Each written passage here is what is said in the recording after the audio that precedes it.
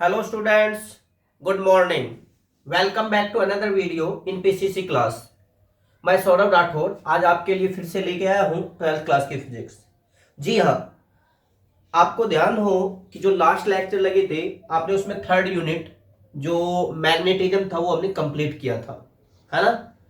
तो चलिए बच्चों, आज जो हम नया यूनिट स्टार्ट करने वाले हैं और बहुत ही इंपॉर्टेंट यूनिट है ये यूनिट का नाम है dual nature of matter and radiation.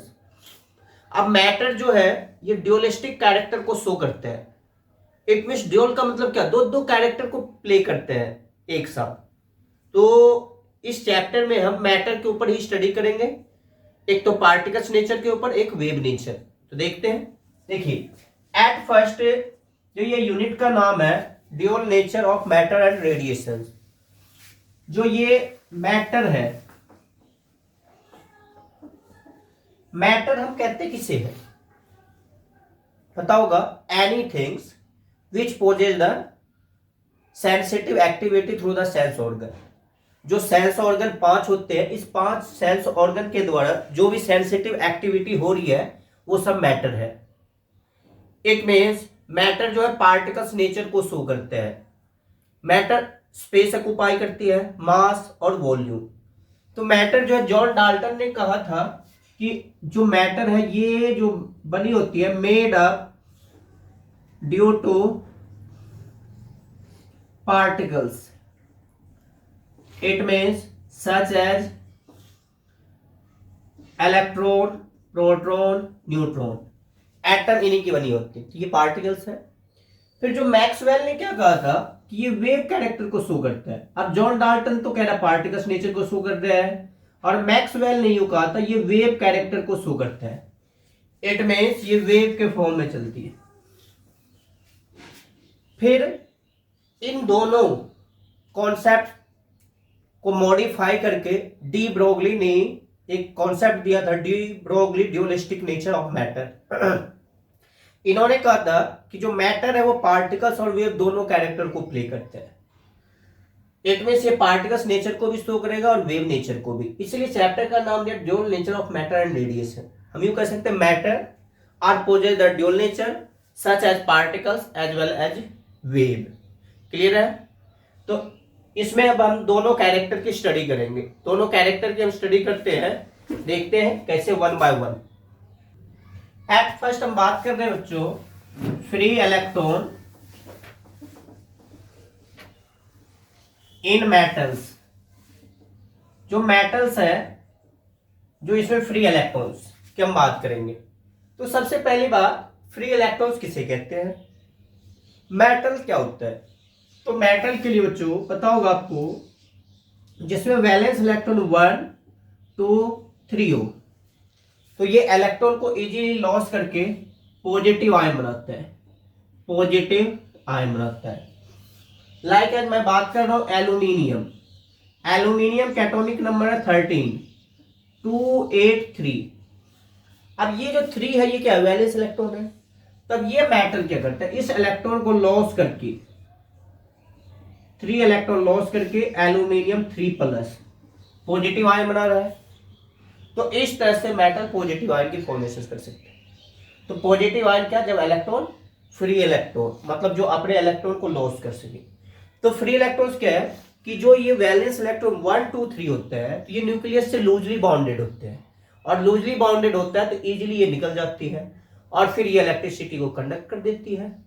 तो ये जो इलेक्ट्रॉन वैलेंस इलेक्ट्रॉन मेटल्स में होती है, ये लूजली बाउंडेड होती है, फ्री इलेक्ट्रॉन इन मेटल्स। इसी में एक बात है बच्चों, वर्क फंक्शन। वर्क फंक्शन को हम 5 नोट से रिप्रेजेंट करते हैं। अब देखिए वर्क फंक्शन क्या है। जो मेटल में ये जो इलेक्ट्रॉन बाइंड है, ये 3 इलेक्ट्रॉन है, या मान लीजिए 1 है या 2 है। तो ये जो इलेक्ट्रॉन सपोज करते हैं, ये 10.00 जूल से बाइंड है। अब इसको निकालने के लिए यदि आपने क्या किया, 10 जूल एनर्जी अप्लाई किया, क्या इलेक्ट्रॉन निकलेगी? नहीं ना। फिर आप क्या करते हैं, 0.01 देखते ही अब इलेक्ट्रॉन निकल जाएगी। तो वो मिनिमम एनर्जी जो इलेक्ट्रॉन को निकालने के लिए सफिशिएंट हो, उसे हम क्या कहेंगे, work function. The minimum quantity of heat energy which is just escape out the electron from the surface of metal is called work function. वो मिनिमम एनर्जी जो इलेक्ट्रॉन को निकालने के लिए सफिशिएंट हो, उसी मिनिमम एनर्जी को हम कहते हैं वर्क फंक्शन, फाई नोट। अब जैसे सीजियम है, सीजियम की जो वर्क फंक्शन है ये 2.14 इलेक्ट्रॉन वोल्ट, और जो प्लेटिनम है प्लेटिनम की सबसे ज्यादा होगी 5.65 इलेक्ट्रॉन वोल्ट। तो जो वर्क फंक्शन सीजियम की वो तो मिनिमम है, और जो प्लेटिनम की है वो मैक्सिमम है। तो इनका क्या मीनिंग है, जो सीजियम है वो इजीली इलेक्ट्रॉन को लॉस कर रहा है, मोस्ट इलेक्ट्रोपॉजिटिव है, इसीलिए इसकी वर्क फंक्शन मिनिमम है, और प्लेटिनम की मैक्सिमम है, तो ये इजीली इलेक्ट्रॉन एस्केप आउट नहीं करेगा। तो हम यूं कह सकते हैं caesium are easily escape out the electron from the surface of metal with respect to platinum. तो बच्चों ये है फ्री इलेक्ट्रॉन इन मेटल और वर्क फंक्शन। एक ही लाइन में आपको बताना चाहूंगा, फ्री इलेक्ट्रॉन्स क्या, जो वैलेंस इलेक्ट्रॉन न्यूक्लियस से लूजली बाउंडेड होगी और वो इजीली रिमूव होगी, तो उसे हम फ्री इलेक्ट्रॉन्स इन मेटल्स कहेंगे। और वो मिनिमम एनर्जी जो इलेक्ट्रॉन को निकालने के लिए सफिशिएंट हो, उसे हम वर्क फंक्शन कहेंगे। तो चलिए अब बात हम कर रहे हैं इलेक्ट्रॉन इमिशन की। अभी अभी आपने देखा फ्री इलेक्ट्रॉन्स इन मेटल्स में जो इलेक्ट्रॉन लूजली बाउंडेड है वो इजीली इमिट हो जाती है। तो ये जो इमिट होने की प्रोसेस होगी इसे हम कहते हैं इलेक्ट्रॉन इमिशन। इलेक्ट्रॉन इमिशन क्या बच्चों, the emissions of electron from the surface of metal is known as electron emission. किसी भी मेटल के सरफेस से इलेक्ट्रॉन इमिट होने की जो प्रोसेस होगी उसे ही हम क्या कहेंगे, इलेक्ट्रॉन इमिशन, है ना। अब सवाल ये उठता है कि ये इलेक्ट्रॉन जो इमिट होगी तो इसे एनर्जी चाहिए। अब हमने एनर्जी किस फॉर्म में अप्लाई किया है, मे बी अपने सनलाइट का रेडिएशन फॉल करवाया है, या हमने इलेक्ट्रिक फील्ड अप्लाई किया है, या हमने थर्मल एनर्जी अप्लाई किया है। तो मतलब किसी भी तरीके से जो हम इलेक्ट्रॉन इमिट करवाएंगे उसमें एनर्जी चाहिए, और वो एनर्जी अलग अलग फॉर्म में चाहिए, तो इसी बेसिस पे इनकी क्लासिफिकेशन हो जाएगी। तो एट फर्स्ट इलेक्ट्रॉन इमिशन में आप यूं कह सकते हैं the phenomena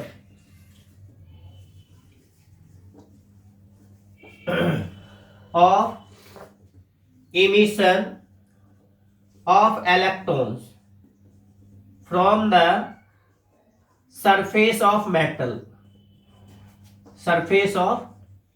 metals is called electron emission। तो इलेक्ट्रॉन इमिशन बच्चों चार टाइप से इनको क्लासिफाइड किया गया। हम यूं कह सकते हैं there are mainly subdivided into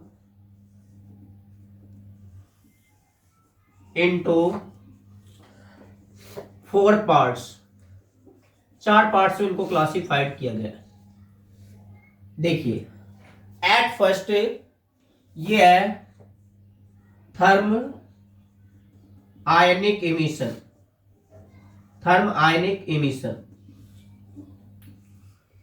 अब थर्म आयनिक इमिशन क्या है, जैसे मान लीजिए कोई मेटल है, इस मेटल के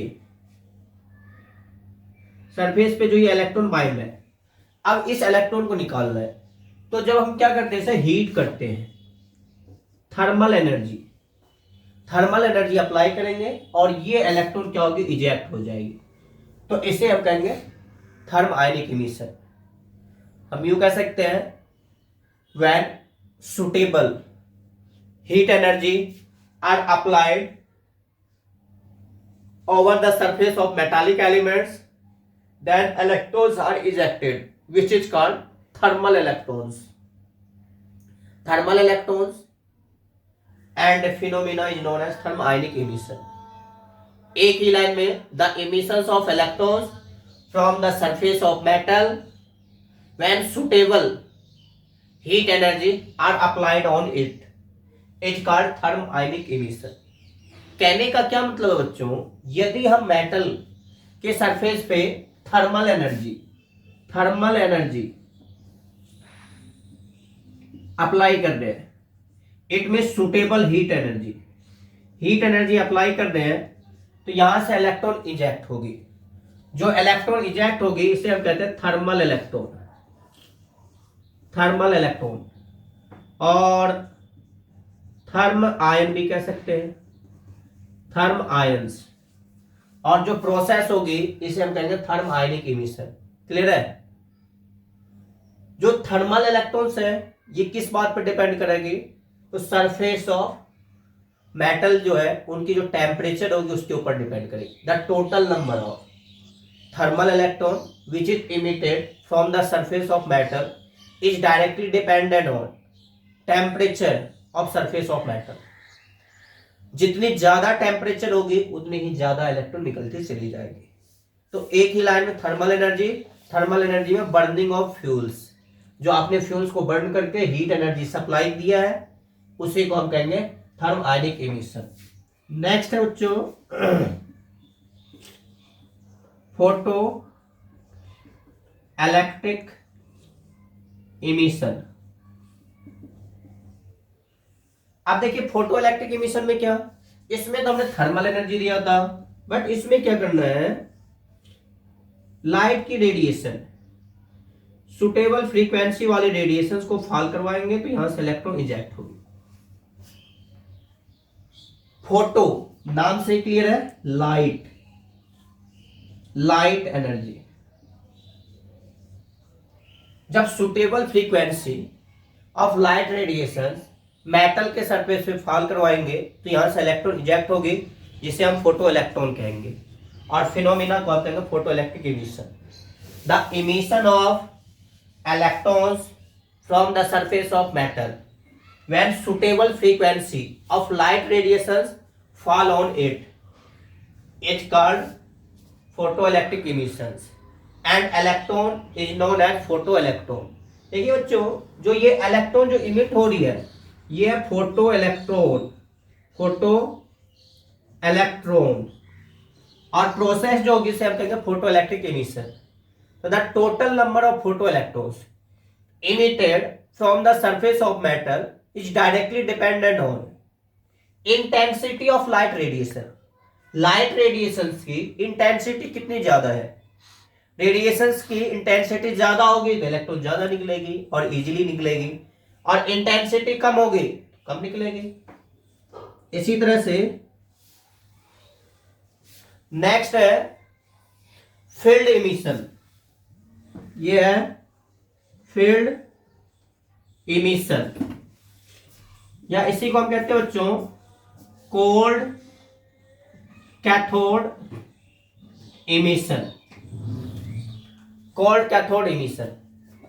अब देखिए बच्चों, पहली केस में हमने देखा थर्मल एनर्जी, दूसरी केस में देखा लाइट एनर्जी, तीसरी में है फील्ड इमिशन। फील्ड इमिशन में क्या, suitable electric field, it means near about 10 to the power 8 volt meter inverse apply करते तो इलेक्ट्रॉन इमिट होगी, तो इसे हम कह देंगे फील्ड इमिशन। देखिए इसमें क्या करना है, इलेक्ट्रिक फील्ड अप्लाई करना है, इट मींस इलेक्ट्रिक करंट के द्वारा इलेक्ट्रॉन इमिट होगी। फिर से हम यूं कह सकते हैं the emissions of electron from the surface of metal when suitable electric field are applied on it is called field emission or called cathode emission। Near about 10 to the power 8 volt meter inverse electric field are applied on it। जो metal के surface से electron निकलेगी तो इसमें लगभग इतनी electric field apply करनी पड़ेगी जो पोटेंशियल के टर्म में आप अप्लाई करते हैं। तो एक ही लाइन में इलेक्ट्रिक फील्ड की वजह से निकलेगी तो इसे हम कहेंगे फील्ड इमिशन। क्लियर है? फिर है बच्चों फोर्थ में है सेकेंडरी इमिशन। सेकेंडरी इमिशन किसे कहेंगे, जैसे मान लीजिए ये मेटल है और इस मेटल के ऊपर फास्ट मूविंग इलेक्ट्रॉन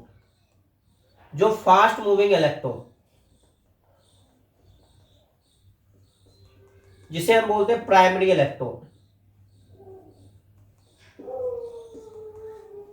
फॉल करेगी तो यहां से इलेक्ट्रॉन इजेक्ट होगी, ये फास्ट मूविंग इलेक्ट्रॉन अपनी एनर्जी ट्रांसफर कर देगा और ये इलेक्ट्रॉन निकलेगी जिसे हम कहेंगे सेकेंडरी इलेक्ट्रॉन,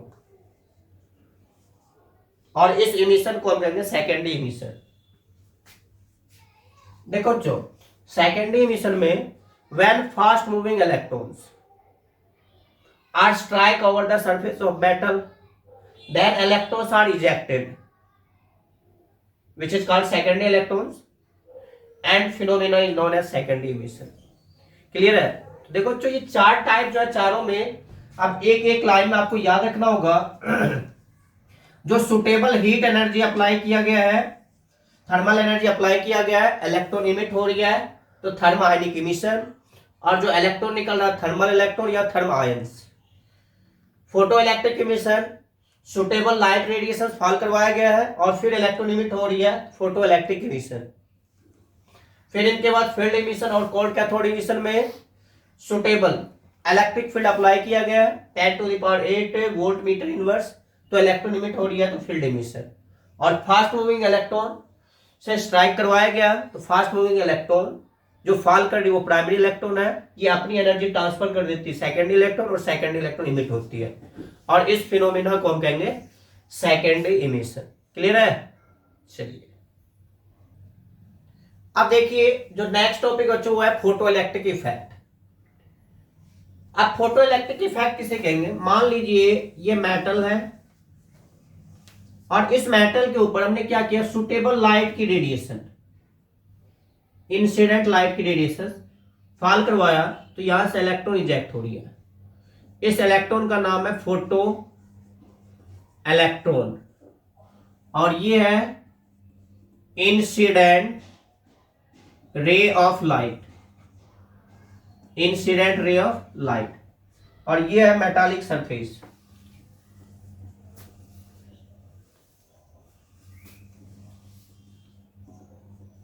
देखो जो लाइट है ये इंसिडेंट लाइट की रेज सुटेबल फ्रीक्वेंसी की लाइट रेडिएशंस को मेटल सरफेस में फॉल करवाते हैं तो यहां से इलेक्ट्रॉन इजेक्ट होगी और उस इलेक्ट्रॉन को हम कहेंगे फोटो इलेक्ट्रॉन। फोटो वर्ड आ जाए ना, इसकी मीनिंग ही होती है लाइट, और इसके अगेंस्ट जिस डायरेक्शन में फोटो इलेक्ट्रॉन मूव कर दिया ना, इसके अपोजिट डायरेक्शन में जो करंट होगी उसे हम कहेंगे photo electric current, photo electric current, और जो इफेक्ट होगी इसे हम कहेंगे फोटो इलेक्ट्रिक इफेक्ट। क्लियर है? देखिए हम यूं कह सकते हैं when suitable frequency of light radiation falls over the surface of metallic element then electron are ejected which is called photoelectrons and current flow in opposite directions of photoelectron which is known as photoelectric current and this effect is known as photoelectric effect। Clear है?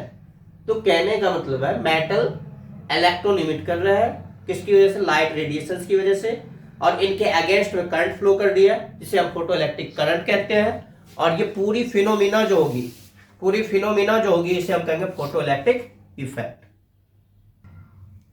तो बच्चों अभी आपने देखा photo electric effect, photo electric emission, इसी concept पे ये जो फोटो इलेक्ट्रिक इमिशन के 4 लॉ है। तो देखिए वन बाय वन अब हम लॉ की स्टडी करते हैं।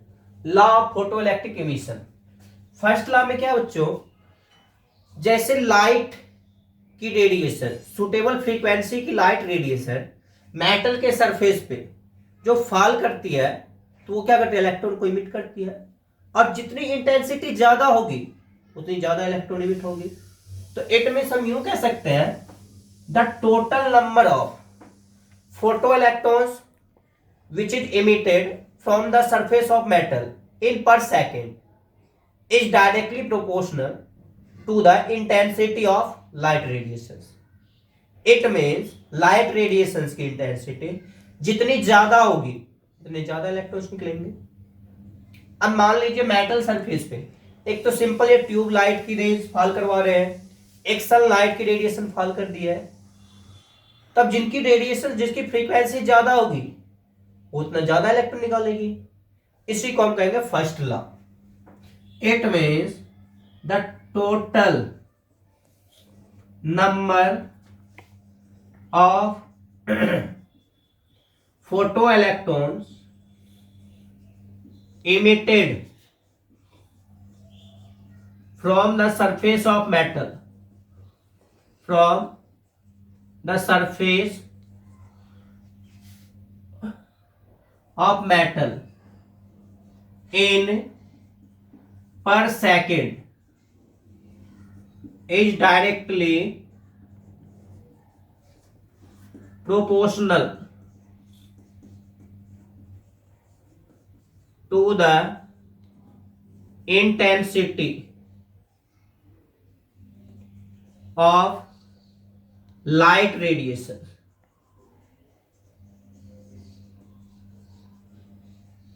Fall on it is called first law of photoelectric emission. Clear है? इंटेंसिटी ज्यादा होगी तो इलेक्ट्रॉन भी ज्यादा निकलेगा। चलिए अब है सेकेंड लॉ। सेकेंड लॉ में बच्चों जैसे भी मैंने बताया था आपको, ये मेटल है, इससे इलेक्ट्रॉन बाइंड है सपोज करते हैं 10 जूल से। अब यदि आप क्या करते हैं 9 जूल एनर्जी अप्लाई करते तो क्या इलेक्ट्रॉन निकलेगी? नहीं ना। 10 जूल करते तो निकलेगी क्या? नहीं निकलेगी। बट 10.01 करते ही इलेक्ट्रॉन निकल जाएगी। तो सेकेंड लॉ में जो थ्रेशोल्ड एनर्जी, वो मिनिमम एनर्जी जो इलेक्ट्रॉन को निकालने के लिए सफिशिएंट होती है, वो थ्रेशोल्ड एनर्जी है। और थ्रेशोल्ड एनर्जी से जो कम एनर्जी होगी वो इलेक्ट्रॉन को इमिट नहीं करवा सकती है। Minimum value of threshold energy does not sufficient for emissions of electron is called second law. जो मिनिमम वैल्यू होगी थ्रेशोल्ड एनर्जी से अब 10.01 इस पे निकल रही है, अगर इनसे हम कम एनर्जी दे रहे हैं तो इलेक्ट्रॉन नहीं निकलेगी। ये सेकंड लॉ हो जाएगा। हम यूं कह सकते हैं the minimum value of threshold energy does not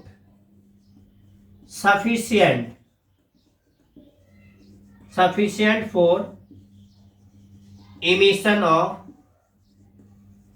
electrons is called second law। का थ्रेशोल्ड एनर्जी से कम वैल्यू होगा इलेक्ट्रॉन को नहीं निकाल सकते। देखिए जो ये मिनिमम वैल्यू जो ये 0.01 है, ये है थ्रेशोल्ड एनर्जी, और टोटल 10.01 है, ये है वर्क फंक्शन। तो क्या 10.01 से कम वैल्यू जो होगी वो इलेक्ट्रॉन को निकालने के लिए सफिशिएंट नहीं होगी। थर्ड लॉ इसका अपोजिट हो गया, सेम है दोनों। वो क्या मिनिमम नहीं निकाल सकती है और मैक्सिमम निकाल सकती है। तो हम यूं कह सकते हैं maximum value of kinetic energy या threshold energy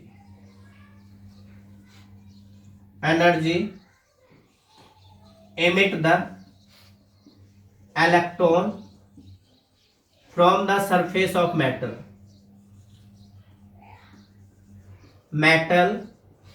is called third law of photoelectric emission। देखिए दोनों एक ही बात नहीं है। पहले में क्या थ्रेशोल्ड एनर्जी से कम वैल्यू नहीं निकाल सकती है, और नेक्स्ट थर्ड में कह रहा है कि इनसे जो मैक्सिमम वैल्यू होगा वो निकाल सकता है। चलिए अब जो फोर्थ लॉ है, जब लाइट की रेडिएशन में फॉल करवाया तो कितने सेकंड के बाद इलेक्ट्रॉन इमिट होगी?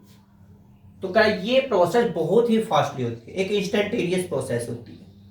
तो हम यूं कह सकते हैं फोटो इलेक्ट्रिक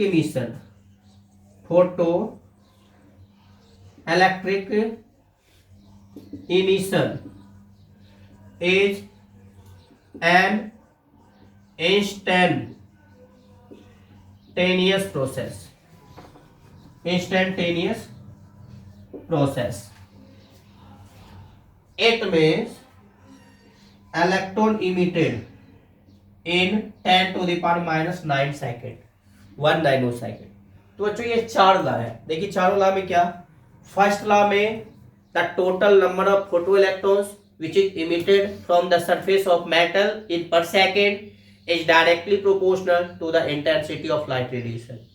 लाइट रेडिएशन जो हम फाल करवा रहे हैं मेटल के ऊपर, उनकी इंटेंसिटी जितनी ज्यादा होगी उतनी ज्यादा इलेक्ट्रॉन्स इमिट होगी। सेकेंड लॉ में जो थ्रेशोल्ड एनर्जी से जो कम वैल्यू होगी वो इलेक्ट्रॉन को निकालने के लिए सफिशिएंट नहीं होगी। और थर्ड में जो मैक्सिमम वैल्यू होगी थ्रेशोल्ड एनर्जी की वो इलेक्ट्रॉन्स को निकालने के लिए सफिशिएंट होगी। और फोर्थ में ये जो इमिशंस है एक इंस्टेंटेनियस प्रोसेस होती है, टाइम लैग बिटवीन 10⁻⁹ सेकेंड, बहुत ही कम टाइम में ये इमिट करवा देती है। तो बच्चों ये 4 लॉ है, 1 बाय 1 स्टेप वाइज मैंने आपको बता दिया।